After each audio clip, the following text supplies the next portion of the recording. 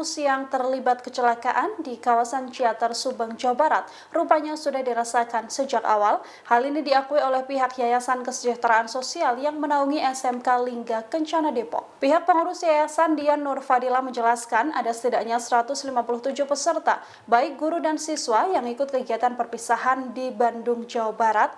28 penumpang merupakan guru dan 122 lainnya adalah siswa, sisanya adalah sopir dan kernet bus. Para peserta berangkat ke Bandung sejak Jumat 10 Mei pagi dengan 3 bus.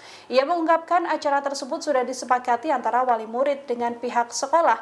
Pihak Yayasan Kesejahteraan Sosial juga ternyata tidak mengetahui jika bus yang dipakai tidak melakukan uji kelayakan selama 6 bulan terakhir. Pihak sekolah tidak melakukan pengecekan dan percaya pada PO yang dipilih.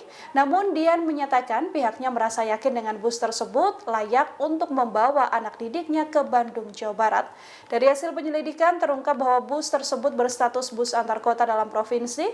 Direktur Jenderal Perhubungan Darat Kementerian Perhubungan atau Kemenhub Hendro Sugiatno juga telah mengatakan bus rombongan pelajar SMK Lingga Kencana Depok ini tidak memiliki izin angkutan. Kejanggalan lainnya yakni ada perubahan spesifikasi rangka bus menjadi lebih tinggi dengan model dek tinggi atau high decker.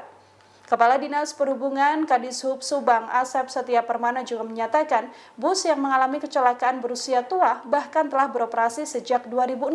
Selain usianya sudah tua, bus sempat mengalami masalah pada mesin saat mengangkut rombongan siswa SMK. Bus bahkan sempat terhenti di salah satu warung saat mengalami masalah tersebut. Download Tribun X sekarang, menghadirkan lokal menjadi Indonesia.